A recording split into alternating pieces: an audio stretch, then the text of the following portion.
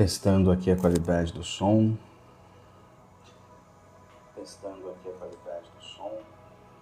Parece boa.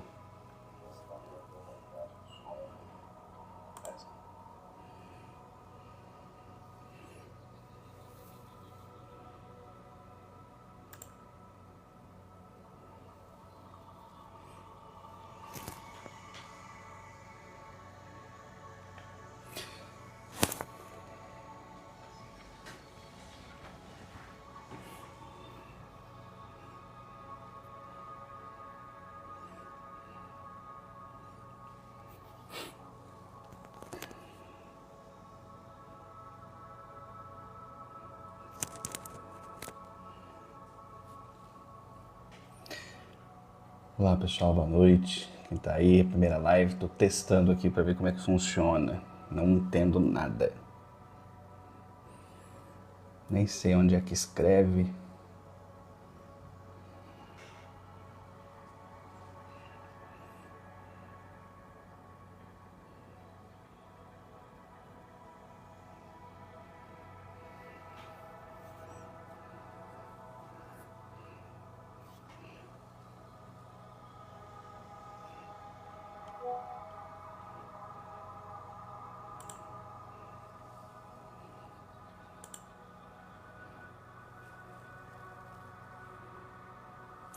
Olá Jéssica, boa noite.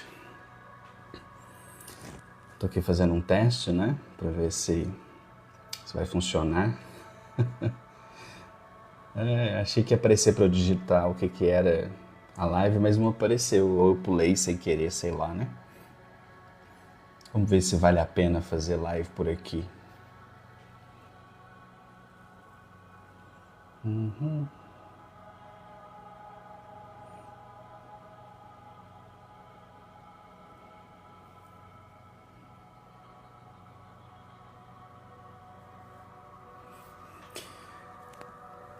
Ateliê, boa noite.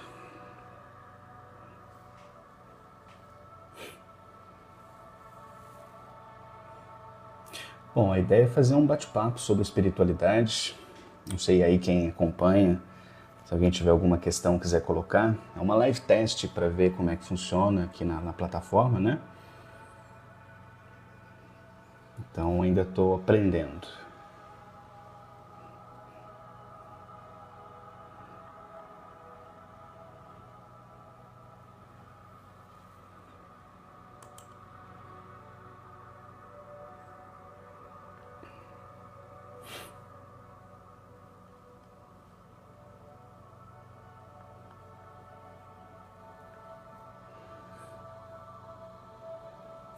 Vocês estão ouvindo o som de fundo? Dá para ouvir? Tá alto, tá baixo? Vou deixar uma musiquinha de fundo, mas eu não sei se é perceptível.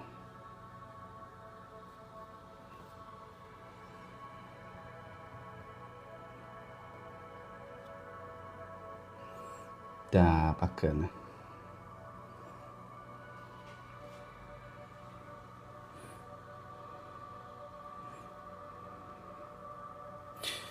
Bom, eu não sei se depois eu consigo salvar ou se isso se perde, mas eu vou começar então trazendo um complemento dos últimos vídeos que eu tenho publicado, né? Eu publiquei um vídeo maior lá no canal do YouTube e depois eu fracionei, né, em vídeos menores para trazer aqui onde funciona melhor, né?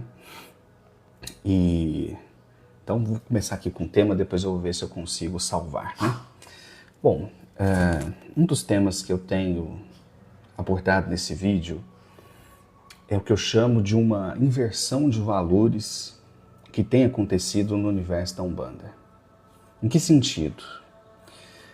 Bom, eu acho que, sei lá, desde do princípio, a Umbanda ela sofre ataque de muitas frentes diferentes, né?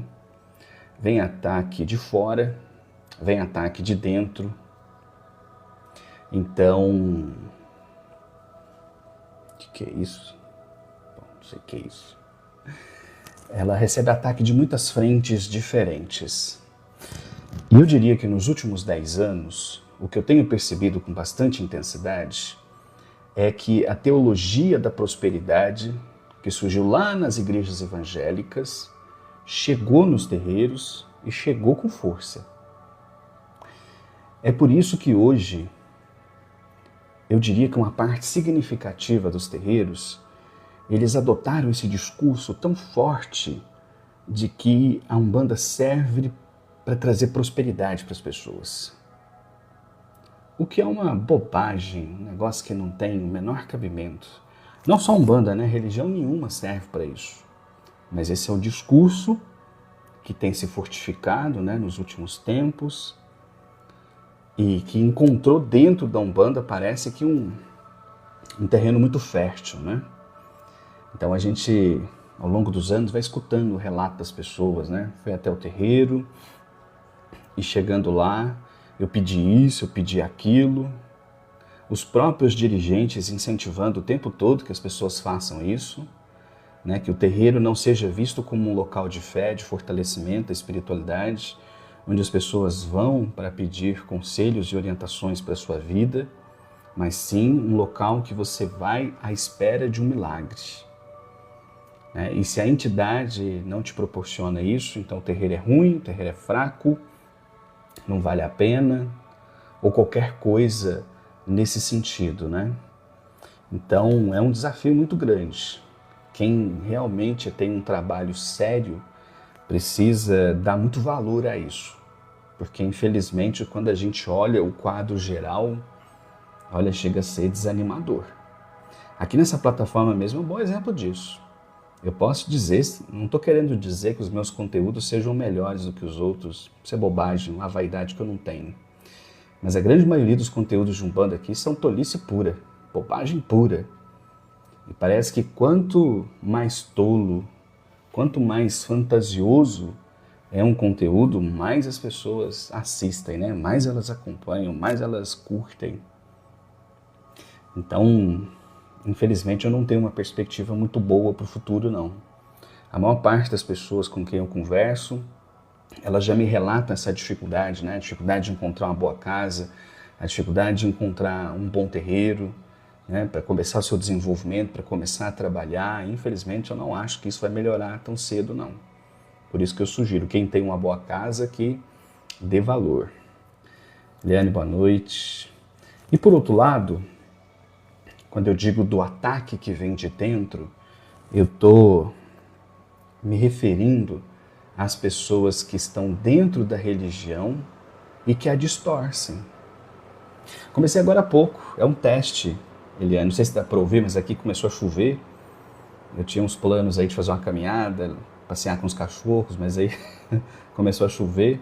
Falei, vou fazer uma live, né? Um bate-papo aqui sobre espiritualidade. Aí comecei falando, né, sobre os assuntos que eu tenho publicado, né, nos últimos tempos.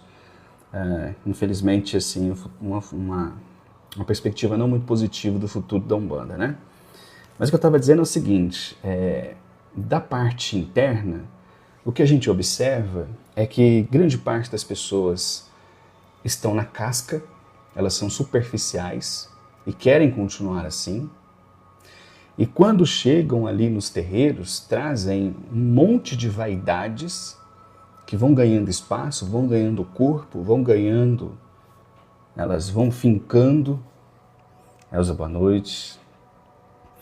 E se o dirigente não corta isso, então não para nunca. Para nunca. Por isso que eu tenho publicado esses vídeos curtos, né? Fazendo essa reflexão. E há uma inversão de valores, né? Porque quando você está num terreiro trabalhando, quem tem que brilhar é a entidade, não é um médium. A Umbanda deveria ser uma religião que, se você quer aparecer, você devia procurar outra. Porque ali quem tem que aparecer é a espiritualidade. Aqui em Uberaba o pessoal costuma dizer, né, que o Chico Xavier tinha tanta mediunidade que ele tinha que esconder. Enquanto boa parte dos médiums faz um grande esforço para aparecer. E nos terreiros acontece a mesma coisa, né? Então, muita gente aí chegando nos terreiros de Umbanda e levando para dentro uma vaidade astronômica, né?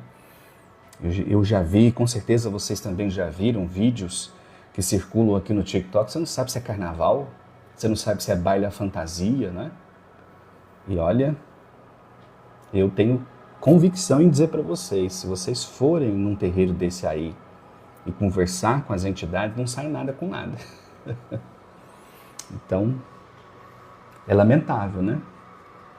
Por isso, reforço mais uma vez, quem está numa boa casa, que fique, que segure, porque não está fácil. E olha que eu tenho pensado muito nisso nos últimos tempos. Se vale a pena voltar a mexer com o terreiro, porque atualmente o nosso trabalho é um trabalho caseiro, né? Mas eu tenho pensado muito nisso, se vale a pena voltar a mexer com o terreiro, receber novas pessoas, começar de novo uma comunidade. E às vezes eu fico dividido. Quando eu lembro das pedradas, das facadas, a vontade não é de começar, não. Mas por outro lado, uma vez o velho falou para mim, né? Se você não passa para frente, tudo pelo que você lutou morrerá com você quando você morreu.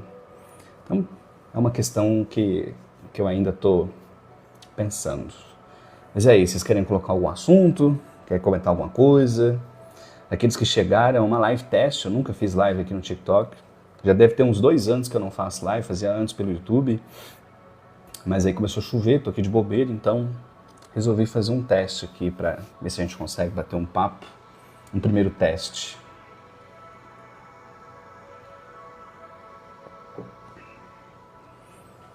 Deixa eu dar uma olhadinha aqui, ver se não passou nada batido.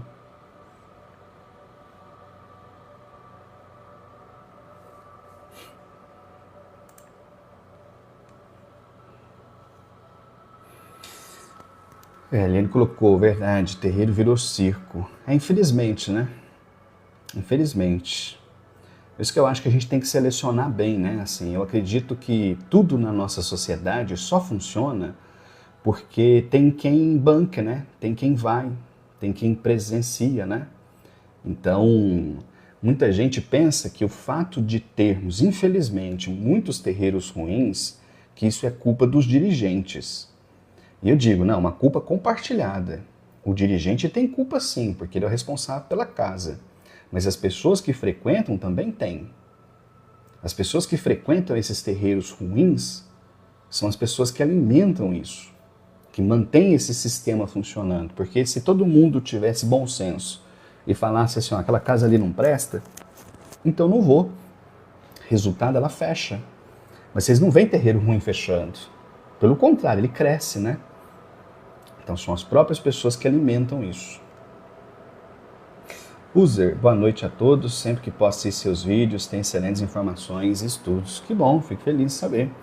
Estou no caminho da espiritualidade já há 25 anos. Estudo sobre várias correntes, né? Sobre espiritismo, sobre umbanda, sobre magia, sobre esoterismo, xamanismo. Então, o universo da espiritualidade é uma coisa que me interessa muito, né?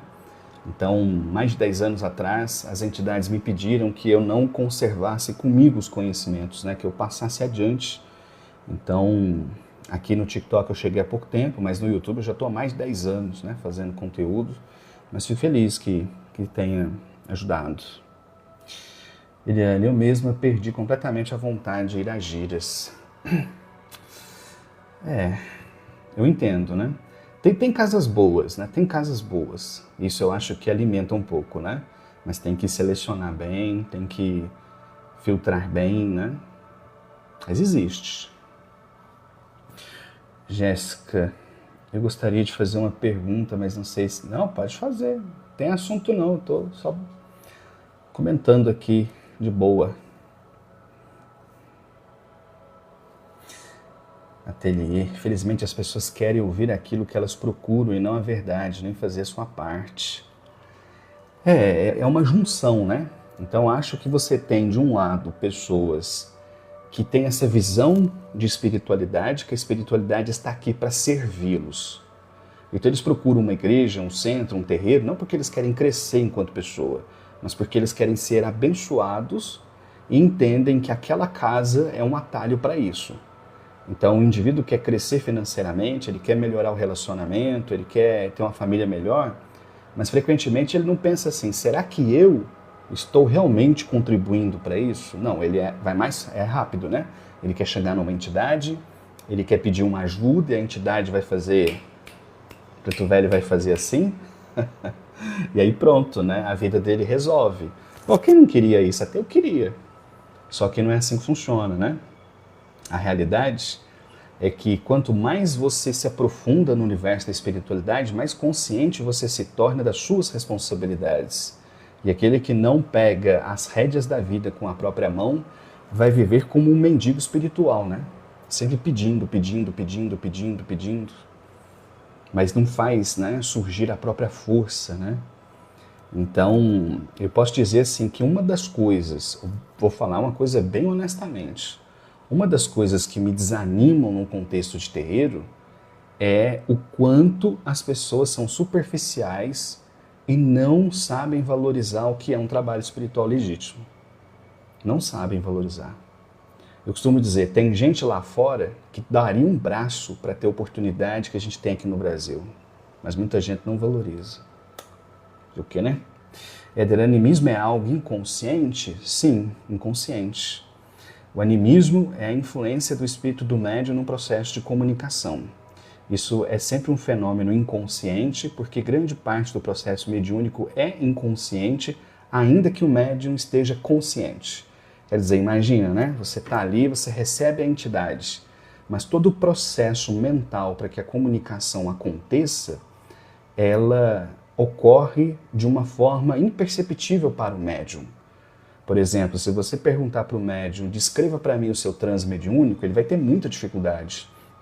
Porque ele sente, ele percebe, mas nem sempre ele vai conseguir colocar isso em palavras. Então ele vai ter dificuldade para centralizar essas ideias e entender como é que o pensamento sai do espírito, chega no seu cérebro e aquilo vira uma palavra através da sua boca, né? Então, assim, é um processo inconsciente e é um processo natural, tá? Não existe médium 100%. Às vezes eu converso com pessoas iniciantes que falam assim, eu estou desenvolvendo a minha mediunidade, mas eu ainda não estou 100%. Não está e não vai estar nunca, porque não existe mediunidade 100%.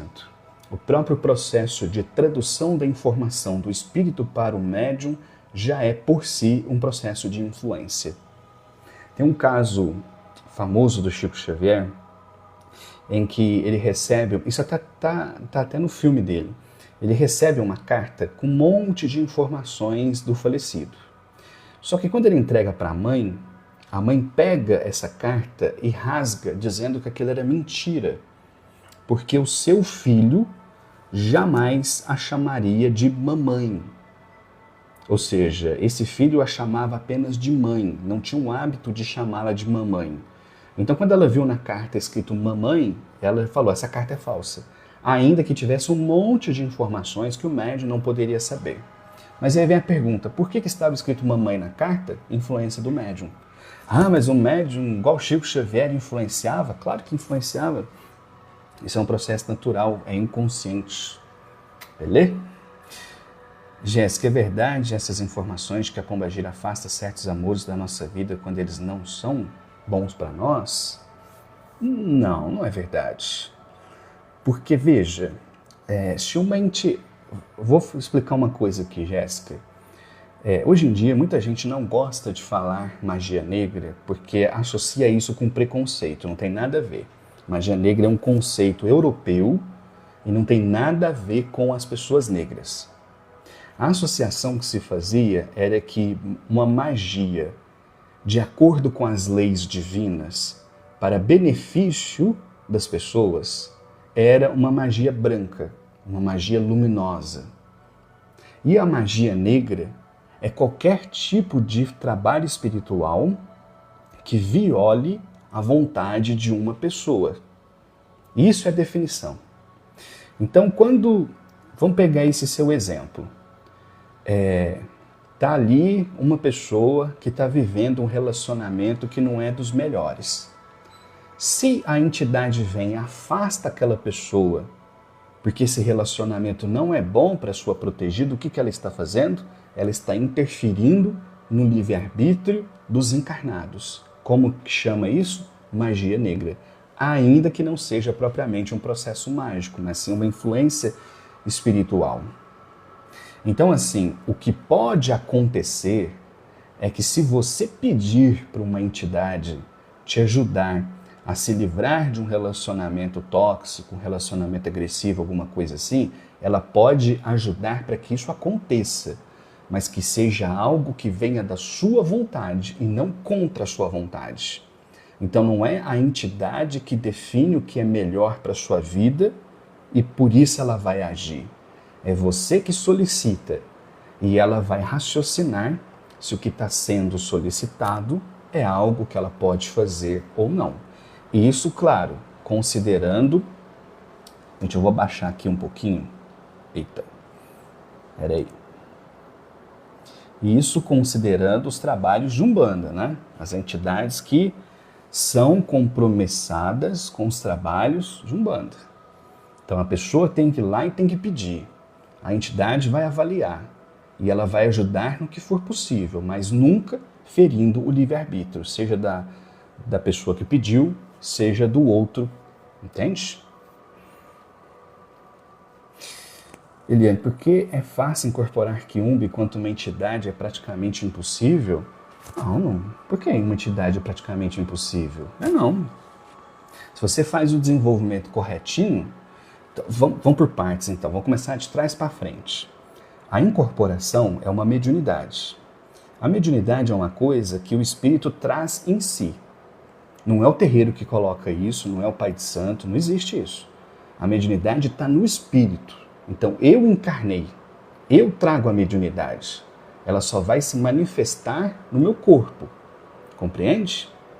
Então quando eu faço um desenvolvimento bonitinho, certinho, esse desenvolvimento ele nada mais é do que o processo de acordar aquela mediunidade que já existe em mim. Então ela vai se manifestar. O papel de um terreiro sério é como de oferecer uma terra fértil, sombra, água fresca. E aí você traz a semente da mediunidade e planta ali. Aí o dirigente, as pessoas experientes vão cuidar daquela planta, vão molhar, vão cuidar para que ela cresça, para que ela floresça.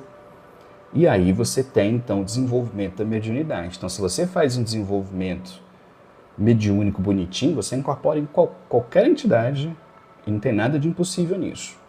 Agora, quando a gente fala de quiumba, o que essa palavra traduz? Ela traduz um espírito de natureza muito inferior.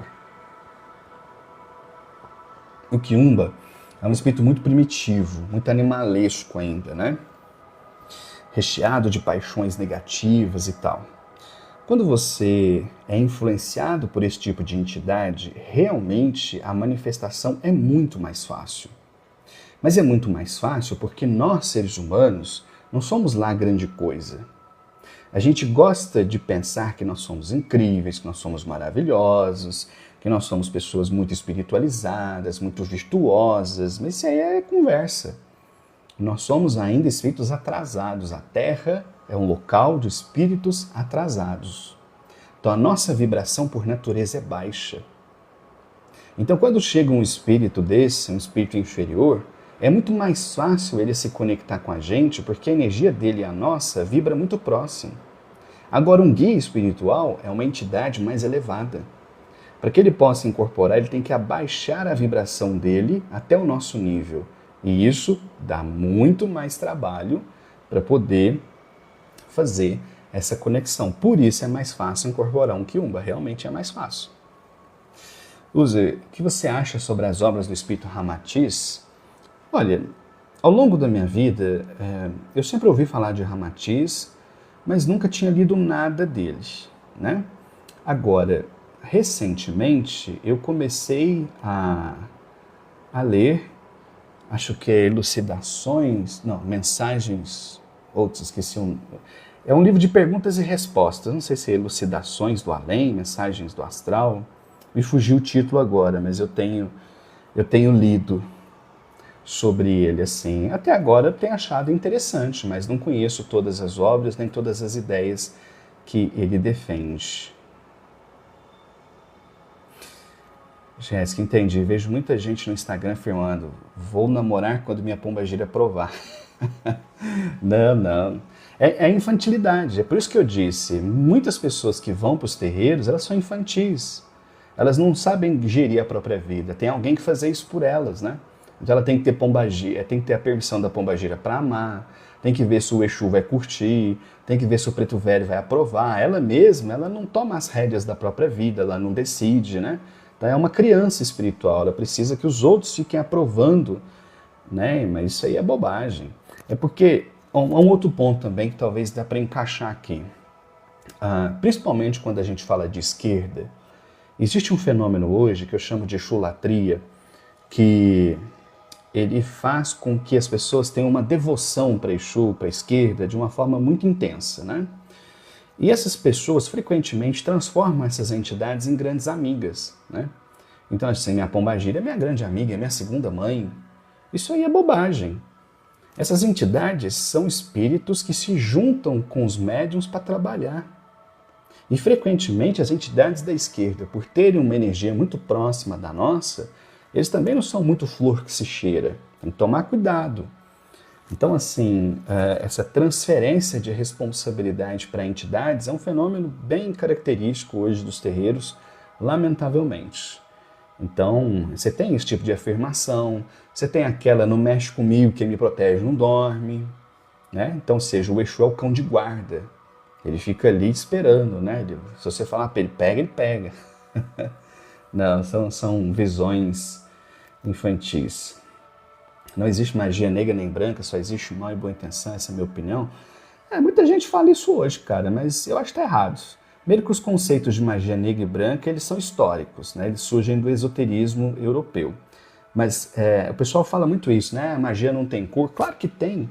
Veja, quantas vezes eu já vi nos processos espirituais os pretos velhos dando passe na pessoa e sai uma energia branca da minha mão. Ou às vezes, quando é um trabalho de cura e você observa irradiações espirituais que são azulinhas ou esverdeadas, né? Então, assim, magia sempre teve cor.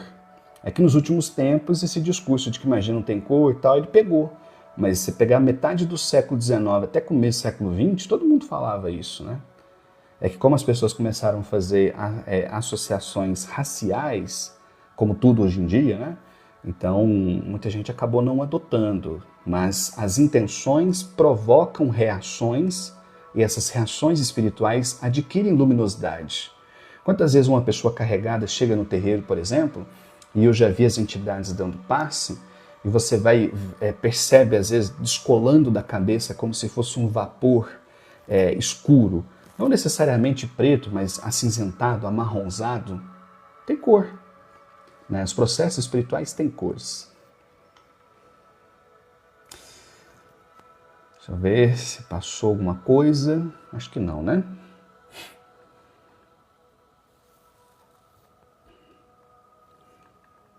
É isso. Mas alguém quer colocar alguma coisa? Para aqueles que chegaram depois é só um teste, né? Nunca tinha feito uma live aqui, resolvi fazer um teste para a gente bater um papo, né, sobre espiritualidade. Se alguém tiver alguma questão aí queira colocar, fica à vontade. Senão, daqui a pouquinho eu encerro. Abri aqui que a chuva deu uma trégua.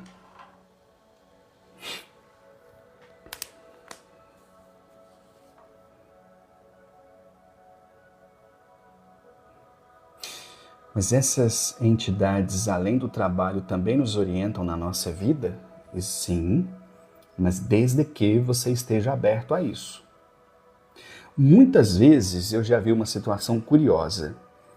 Às vezes a entidade não fala nada. E aí acontece alguma coisa, a pessoa chega e pergunta, mas por que o senhor não falou nada? E o preto velho responde, você não perguntou? Então, assim, as entidades frequentemente respeitam muito os limites de ação sobre as nossas vidas. Elas sabem até onde elas podem ir, até onde elas não podem ir. Que tipo de coisa elas podem falar, que tipo de coisa elas não podem falar. É que, eu costumo dizer, a gente está tão acostumado, às vezes, com tanta revelação espiritual, que quando elas não chegam, a gente se assusta, né? Então, sim, principalmente se a pessoa estiver aberta, né, para ouvir, elas podem orientar. E elas podem falar, às vezes, com muita clareza.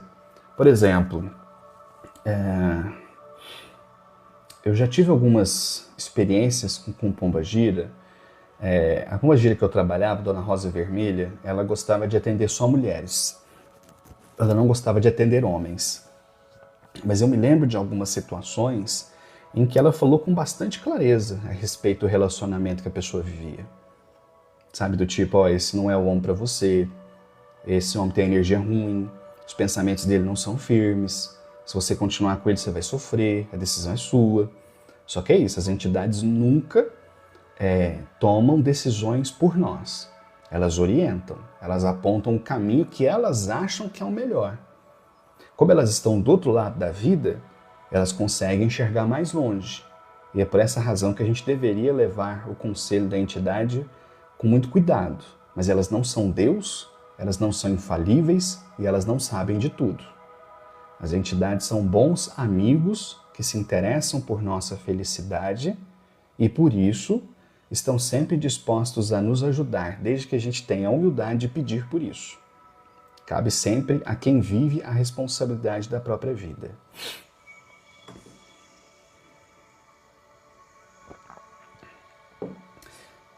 Tem correlação comer carne vermelha com ectoplasma? Correlação? Bom, se você está perguntando assim em relação aos trabalhos espirituais, tem, e a correlação é ruim. Eu lembro uma vez que a entidade falou para mim assim, que um trabalho de desobsessão, um preto velho, Pai Benedito. Eu perguntei para ele, falei, pai, como é para vocês quando um médium come carne? O que acontece? O médium comeu carne e veio para o trabalho espiritual, como é que é para vocês? E ele falou assim, filho, a primeira coisa que acontece é que a gente sente cheiro de coisa podre. Então fica difícil, né? A entidade se aproximar do médium para incorporar se o médium está fedendo coisa podre, bicho morto, que é a exalação da carne. Quando a gente come carne, ela tem uma contraparte material e uma contraparte energética. O estômago vai dissolvendo a parte material e vai liberando a parte energética. A gente se nutre pela matéria e se nutre também pela irradiação energética daquela carne, que entra no nosso campo áurico, chega no nosso corpo espiritual.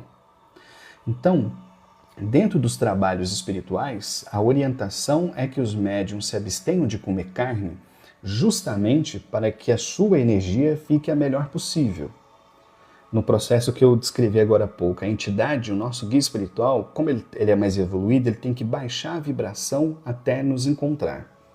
Então, quando o médium come carne, esse encontro fica mais difícil, porque a energia dele fica mais turva. E por energia, a gente pode chamar de ectoplasma, fluido animal, qualquer um desses termos. Eliane, é verdade que caso o médium abandone a prática, vai adoecer? Mais ou menos. Vamos por partes. Existem algumas pessoas que acreditam que se elas pararem de trabalhar, que as entidades vão castigar, que os orixás vão castigar, que seus guias vão castigar. Isso é bobagem. Primeiro que a gente não vale muita coisa. Nós somos formigas nesse mundo. E quem quer que se veja como mais do que uma formiga é um vaidoso que talvez ainda não tenha se conscientizado disso. Então, nós não fazemos muita diferença para o trabalho da espiritualidade. A diferença é que a espiritualidade faz na nossa vida. Compreende? Então, quando o médium se afasta do trabalho espiritual, não é a espiritualidade que está sendo prejudicada, é ele. Porque a espiritualidade vai arrumar outros. Tranquilamente, entende? Então, assim, ele não vai ser castigado, ninguém vai bater nele, nada do tipo. A vida dele não vai começar a andar para trás, não existe. Mas o que tem de real nisso? Quando você faz o desenvolvimento mediúnico, você começa a fazer, eu vou chamar de abertura, tá? Abertura dos chakras. Eles vão abrindo seus chakras. Então, eles emitem e recebem energia com mais facilidade. Então, você fez o desenvolvimento mediúnico, esse processo vai lá nas alturas. Você se torna uma pessoa mais sensível. Você emite e recebe energia com mais facilidade. Só que você afastou-se do trabalho. Então, esses seus chakras que antes recebiam e emitiam internet, internet, eu vi que internet... Esses chakras que abriam e emitiam e recebiam mais energia, eles vão começar a ficar turvos, desequilibrados, porque o médium, a rigor, ele é um fio condutor. A energia flui através dele. Se ele não está trabalhando, a energia não flui. E uma energia que não flui, acumula. E essa acumulação gera desequilíbrio. E o desequilíbrio gera consequência. Por exemplo, quando eu fiquei afastado dos trabalhos, eu comecei a sentir pontadas no coração. E essas pontadas me incomodaram tanto que eu achei que eu ia ter um piripaque. Procurei um médico, fiz um monte de exames e o coração estava tudo bem. Foi só eu voltar com os trabalhos, o coração parou de doer. Outras pessoas vão sentir dor de cabeça.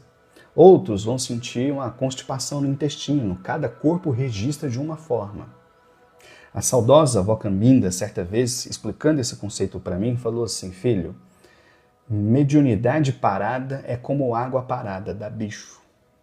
Compreende? Porque da onde que vem, às vezes, o adoecimento? Por nada, Jéssica. Excelente explicação, muito obrigado, era sobre o trabalho mesmo. Por nada, que bom. Eliane, uma pessoa que mantém uma vida de orações e boas ações está blindado contra demandas espirituais? Duas coisas que não existem. Não existe ninguém que mantém uma vida de orações e boas ações. Todo mundo erra, todo mundo faz merda, todo mundo dá cabeçada. E não existe blindagem espiritual. A pessoa que, contudo, se esforça para ter uma vida boa e digna e busca esse reforço na oração, ela tem uma maior proteção. Mas ela não consegue manter isso o tempo inteiro. Nós somos seres volúveis. Subimos e descemos. Hoje estamos bem, semana que vem estamos mal e assim por diante. Então a oscilação ela faz parte da vida. Por isso que lá nos evangelhos Jesus recomenda: ora e vigia. Vigia quem? Vigia o outro? Não, vigia a si. Fica de olho no seu comportamento para que você não gere com ele uma baixa vibração que te permita receber energias nocivas, tá? Mas não existe blindagem espiritual, da mesma forma como não existe ninguém que consegue ter uma vida 100% focada em orações e boas ações. A pessoa pode até fazer mais coisas boas do que coisas ruins, mas ela sempre vai dar alguma mancadinha. Nas obras de Ramatiz, ele recomenda estudar os 5 livros codificados por Kardec. Eu gosto, eu comecei no Espiritismo, eu conheço a obra de Kardec de trás para frente para trás, eu li muitas vezes, é uma obra que eu também recomendo bastante. Acho que dá um alicerce muito bom para quem quer se aprofundar nas verdades espirituais. Assim como também fazer um estudo comparado, né? Observar outros movimentos. Por exemplo, eu comprei um livro esses dias que eu estou lendo, chamado Introdução ao Esoterismo, e eu estou impressionado. Assim, 90% do que está nesse livro, até onde eu li, é totalmente coerente com aquilo que está nas obras básicas, daquilo que as entidades falam. Então, tem muita coisa legal por aí. A internet está ruim. Eu não sei se tem como salvar isso aqui, depois eu vou ver se eu consigo. Como desbloquear um chakra? Não é que ele fica bloqueado, tá? Ele fica meio turvo, né? Então, para fazer isso, você tem que... O jeito mais fácil, né? Acho que tem muitas formas, mas o jeito mais fácil é com passe. Um passe. Por exemplo, quando eu mencionei agora há pouco que no período que eu fiquei afastado eu comecei a sentir muita pontada no coração, o que eu fiz para melhorar isso? Eu comecei a ir no centro espírita para tomar passe. Aí foi aliviando, né? Porque aí vem aquela boa energia, dá uma reguladinha. Mas passe ajuda, fazer banho de ervas ajuda, meditação ajuda, ter um momento de oração. Eu sempre sugiro, é que eu não consigo mostrar para vocês agora, mas aqui eu tenho um pequeno jardim, um pé de limão, e com muita frequência eu me sento ali embaixo para fazer uma meditação, para fazer um relaxamento, uma oração. Então, sabe, tirar um dia para não ficar na correria né, do dia a dia, eu acho que ajuda demais também. Jejum e oração desmancha trabalho negativo? Não, não desmancha. O que desmancha trabalho negativo é um trabalho positivo, né? Ou seja, quando vem ali, né, as entidades, de alguma forma atuando contra aquela demanda que foi feita. Aí desmancha. A oração, ela pode te ajudar a se proteger. O jejum, para mim, é só uma forma de, enfim, quando alguém busca de alguma forma elevar-se, né? Mas o jejum por si só. Só que tem uma coisa também, viu, Eliane? Trabalho negativo é muito raro, tá? É muito raro. Porque assim, todo mundo fala como se fosse a coisa mais fácil do mundo, né? Todo lugar tivesse. Não é verdade. Você tem muita gente por aí que alardeia, né? Que faz trabalho negativo e tal, mas grande parte disso é só conversa. Existe, mas não é tão comum assim não. Tanto que eu vou gravar depois uma série de vídeos que eu digo o seguinte, nesses anos todos eu aprendi uma coisa. O que mais infelicita o ser humano do ponto de vista espiritual não é trabalho negativo, não é obsessor, são energias. Energias que todos nós geramos aqui, ó. Energias que as pessoas geram nas ruas, nas casas, em tudo quanto é canto. Isso é o que prejudica o ser humano. E é uma coisa que pouca gente fala. Ralfen, não sou achei bem sensato suas explicações sobre a religião. Que bom, fico feliz de saber. Mãos fazendo coração? Não entendi. Os evangélicos afirmam quebrar macumba com orações. Procede? Se ele rezar como um apóstolo, se ele tiver essa força espiritual, pode ser. Mas se não for, como eu acho que a maioria não reza, difícil, viu? É isso assim, né? Pensa bem assim, ó, o trabalho espiritual negativo, ele é um combinado de fatores. Você tem entidades espirituais produzindo energia negativa, direcionando contra uma pessoa. Em resumo, é isso. Então, se você mantém uma vida espiritualizada, se você é uma pessoa que busca elevar o seu padrão vibratório, essa energia chega até você, mas ela já não te atinge com tanta força, certo? Não te atinge com tanta força, mas ela vai te acertar. É quase certa que acerta. Então, o que as entidades fazem, né, quando existe alguma coisa nesse sentido? Elas tentam um processo de anulação. Então, vem de um lado, vem de outro, elas se anulam, acabou. Eu costumo dizer, por exemplo, né, terreiro de Umbanda não devolve demanda. Hoje é muito comum as pessoas falarem isso. A gente não faz mal para ninguém, mas se fizer para a gente devolve. Gente, o Exu sempre me ensinou uma coisa, não tem como mexer com bosta sem ficar fedendo bosta. Entende? Então, assim, a gente não devolve nada, a gente anula, é um diferente. E a oração faz parte disso? Faz parte, com certeza faz parte. Mas assim, para você quebrar um trabalho negativo real só com oração, você tem que ser uma pessoa de muita fé e uma pessoa elevada espiritualmente. Não é qualquer lugar que você acha isso não. Nem nas igrejas evangélicas, nem nos terreiros de Umbanda. É difícil encontrar, mas existe. Existe. Pessoal, aqueles que chegaram depois, eu estou fazendo aqui uma live teste, eu nunca tinha feito uma live aqui. Estou aqui batendo um papo, trazendo alguns pontos sobre espiritualidade. Se vocês quiserem colocar algum assunto, fique à vontade. A minha intenção é ficar aqui pelo menos até às 9, tá? Depois eu vou ver se eu consigo salvar, não sei como é que funciona, vamos descobrir. Mas se vocês quiserem, fique à vontade. Tudo que eu falo aqui são opiniões minhas, tá? Eu costumo dizer nos vídeos, não sei quem está aqui que acompanha os vídeos, que eu não sofro do mal que acomete muita gente no meio espiritual, que é o de achar que as suas opiniões são verdades. Não. Eu explico o que eu penso. Agora, se é verdade ou não, nós vamos descobrir depois.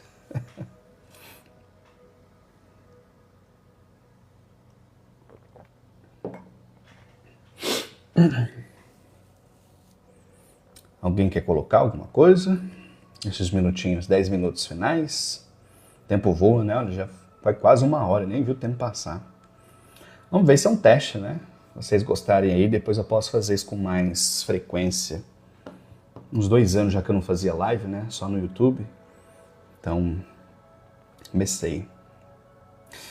Criança pode ser vítima de obsessão? Pode. Demais. Eu estou escrevendo um livrinho sobre a lei do retorno. Nesse livro eu estou contando 7 histórias, 7 histórias. Uma delas eu vou contar aqui super resumido para você. Essa história aconteceu há muitos anos, tá? Nós estávamos lá no terreiro e chegou uma família com uma criança absurdamente agitada, nervosa, xingando, agressiva. Uma coisa assim muito fora da curva. Todo mundo achou aquele esquisito, né? A menina ficou lá fora, ela não queria entrar no terreiro. Aí o preto velho pegou e falou assim, ó, mandou o Cambone dizer, deixa lá fora. Por enquanto não preocupa e foca aqui dentro. Trabalho, casa cheia, né? Trabalho, vambora. Quando chegou a hora do atendimento, ele mandou vir um por um os membros da família que ele atenderia primeiro essas pessoas, deixando a criança lá fora. Quando chegou a vez da criança, ela não queria entrar. Aí ele foi até na porta do terreiro e deu um passe nela lá, ela só chegava lá na porta. E continuando gritando, xingando, esbravejando, uma criança de uns 9, 10 anos.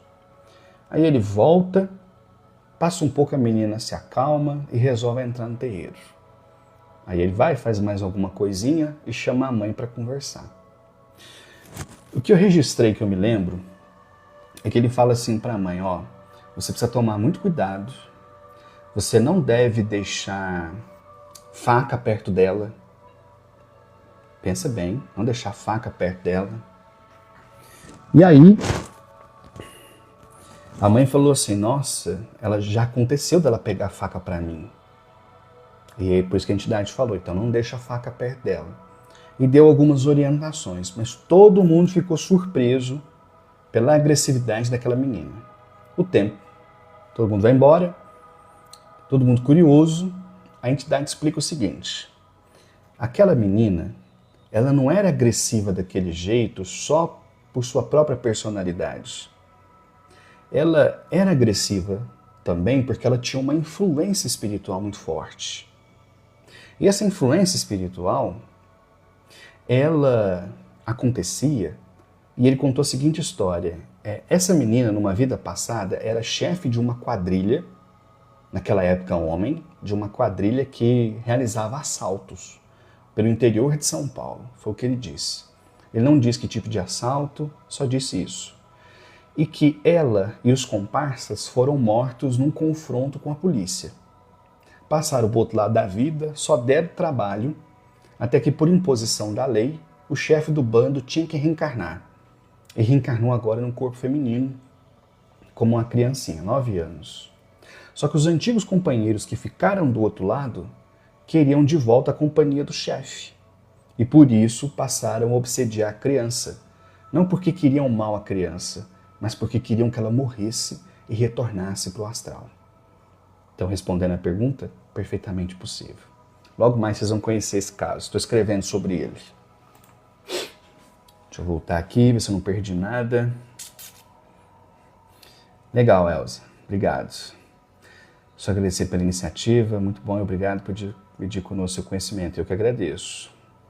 Eliane, animais domésticos podem ser instrumento da espiritualidade inferior? Da inferior da superior.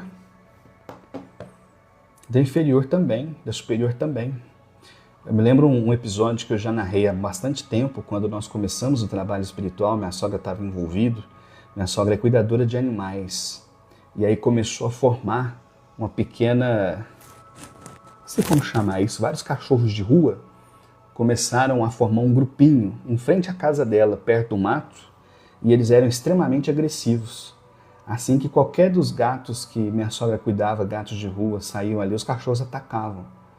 E bastou que a gente levasse isso para o terreiro. E as entidades falaram, olha, isso aí é influência. Não são só cachorros, tem espíritos ali no meio. Aí elas deram um jeito lá delas e esses cachorros foram embora. Mas isso aconteceu. Leandro, boa noite. Que bom. Helena, esquizofrenia é doença material ou espiritual? A gente faz essa divisão do que é material e do que é espiritual como uma forma didática, tá? Para ficar mais fácil compreender. Mas, na verdade, existe uma profunda relação. Existem doenças que começam no material e refletem no espiritual, E existem doenças que começam no espiritual e refletem no material. Então não tem como ser uma ou outra. Elas estão profundamente entrelaçadas. É por isso que quando a gente quer ter saúde, não basta a gente cuidar do corpo. A gente tem que cuidar do corpo, da mente e do espírito. Essas três nossas partes, quando são cuidadas, geram saúde. Só uma não é suficiente. Então, a esquizofrenia, ela tanto pode ser de origem material com consequências espirituais, como pode ser consequência de causas espirituais e consequências materiais.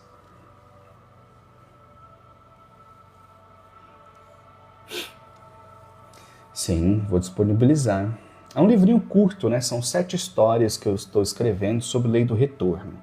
6 delas são histórias, digamos assim, mais pesadas, e é uma história feliz, né? Eu quis focar no negativo, porque hoje é bastante comum no universo da Umbanda o discurso de que não existe lei do retorno. Não na Umbanda, né? Fora da Umbanda, não existe lei do retorno. Vocês podem ver aí aqui no TikTok, toda hora tem um feiticeiro falando isso, né? Não existe lei do retorno, isso é coisa cristã. Agora, curiosamente, você não vê também feiticeiro aposentar, né? Alguma coisa acontece aí. Então, assim que estiver pronto, eu vou colocar assim. Todos os meus livros são gratuitos, tá? Todos os meus livros, já tem acho que uns 8 ou 9 livros. Todos eles você pode baixar em PDF. O Alzheimer é a mesma coisa? Olha, eu acredito que toda doença tem essa relação, mas eu nunca estudei profundamente sobre o Alzheimer para assim, dar uma resposta espiritual, sabe, assim, do porquê disso. Nunca me aprofundei, mas eu não acredito que existem doenças que surgem no físico sem afetar o espiritual, assim como não existem desequilíbrios espirituais que não afetam o físico. Nós somos uma coisa só. Por exemplo, se eu falar, onde é que está o meu espírito aqui? Não está num lugar. Tudo aqui sou eu. Essa parte exterior é o corpo físico. A gente tem depois um duplo etérico, que não dá para ver, cuja irradiação forma a nossa aura, né? Tem o nosso corpo espiritual, perispírito, corpo astral, por aí vai até chegar no espírito, que é a nossa consciência, né? A nossa sementinha. Então...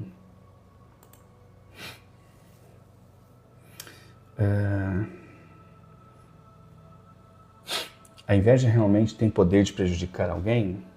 Tem poder. Porque lembre-se aquele princípio, né? As irradiações espirituais, elas surgem através de pensamentos e sentimentos que estão aqui na nossa mente, mas que vão para tudo quanto é canto. Escapam da nossa cabeça, né? E percorrem o espaço. Então, da mesma forma que se eu pensar de forma amorosa sobre uma pessoa, estou enviando para ela boas vibrações, se de alguma forma eu pensar de forma negativa, eu também estou enviando para ela energias ruins. Então, é perfeitamente possível, né, que você... Deixa eu só bloquear um Zé Mané que apareceu aqui. Pronto. Então, assim, os nossos pensamentos geram energias que percorrem o espaço e chegam até os seus destinatários.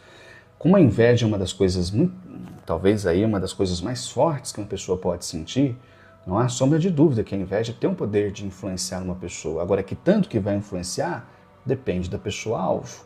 Se for, como a gente falou mais cedo, uma pessoa, né, que é evoluída, que busca ter uma consciência em paz, que busca viver de uma forma pacífica, essa pessoa vai ter um padrão vibratório mais alto e, portanto, a inveja que a atingirá será uma faísca.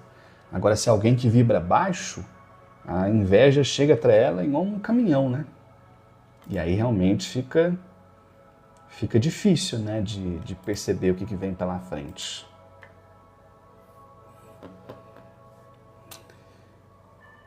É isso. Mais alguém quer colocar um último tópico, um último assunto?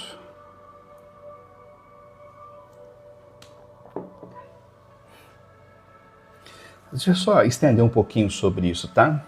Tem muitas pessoas no meio espiritual que elas morrem do medo, né? Do medo da inveja, né? E é aí que elas se prejudicam, porque tudo aquilo que deixa você com medo abaixa a sua vibração.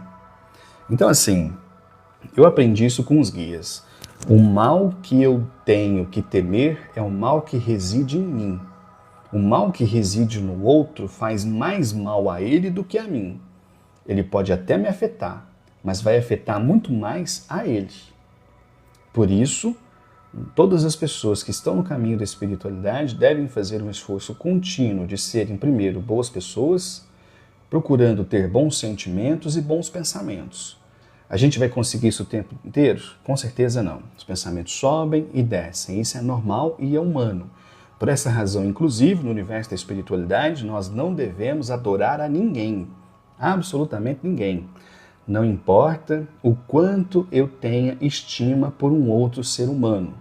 O quanto eu pense que esse ser humano seja iluminado. No fundo, ele é só um ser humano. E ele tem coisas boas e tem coisas ruins. E se eu começar a tratá-lo como se ele fosse um santo, a hora que eu começar a ver as coisas ruins, eu vou me espantar. Certo? Então, assim, desde que a gente faça a nossa parte, cuide do nosso corpo, da nossa mente, do nosso espírito, nós vamos estar sempre bem protegidos e, eventualmente, os males que nos alcançarem vão fazer muito menos mal do que aquele mal que eu gero em mim quando eu penso, sinto e faço coisas ruins.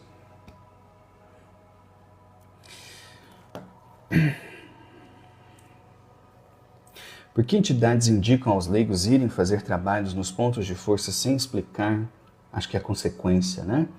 Então, que entidades, né? Por exemplo, as minhas entidades nunca fizeram isso. Eu acho que quando você está num terreiro organizado, que as pessoas entendem o que estão fazendo, a manifestação espiritual só pode ser coerente. Então, nenhuma entidade vai sugerir que a pessoa faça alguma coisa sem que aquela pessoa entenda o porquê está fazendo. No mínimo, uma explicação ela tem que dar. Só que, da forma como nós trabalhamos, eu estou falando especificamente do trabalho que eu faço, não existe isso de ir no ponto de força. Não importa qual seja, nem natureza, nem cachoeira, nem encruzilhada, nem pedreira, nada. Nada. Por quê?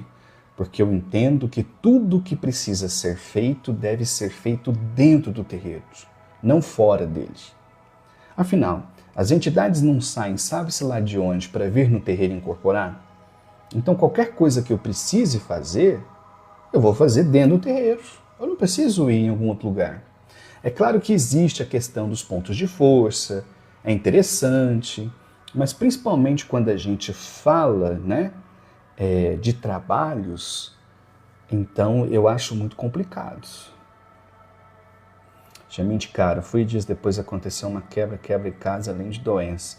Então, mas aí tem que saber, né, que tipo de terreiro que você foi, se há correlação entre isso, que nem sempre há, tá? Existe uma coisa chamada viés de confirmação. Aquela coisa assim, quando a gente era pequena, a mãe falava assim, leva guarda-chuva que vai chover. Nunca chovia. O dia que chove, você fala, meu Deus, minha mãe previu. Só que assim, 500 vezes não choveu e você não deu importância. O dia que choveu e você estava sem guarda-chuva, você acha que foi uma previsão. Quer dizer, então pode ser que uma coisa não tenha relação com a outra, tá? Mas por outro lado, não me espante que você tenha estado em algum terreiro que tenha indicado esse tipo de coisa, porque é o que eu comecei a falar no começo da live, né? A gente tem que reconhecer que uma parte significativa dos terreiros os terreiros que tem por aí não são bons terreiros, são terreiros ruins. Então, vai saber, né? Se você está numa casa ruim, passou com uma entidade desestruturada, nada de bom vai sair daquilo ali. Mas, repito, da forma como a gente trabalha, não existe isso de encruzilhada, nem na cachoeira, nem em pedreira, nem nada. Tudo é feito dentro do terreiro e tudo é feito de uma forma simples. Nada demais. É um copo com água, uma vela, um cachimbo, um raminho. É isso. Não tem espetáculo, não tem oferendas quilométricas. Não há necessidade dessas coisas. Mas cada casa se organiza de um jeito, né? Bom, acho que é isso, pessoal. Agradeço aí a presença de vocês, as questões. Acho que deu pra gente bater um papo interessante. É realmente uma live teste, né? Nunca tinha feito isso aqui na plataforma. Então, acho que foi uma experiência interessante. Então, agradeço a presença de vocês, as questões. Vou ver se é possível deixar isso aqui salvo. Depois, se não der, eu vou colocar no canal Umbanda Simples do YouTube. Se vocês não seguem, segue lá. Lá eu só falo de Umbanda.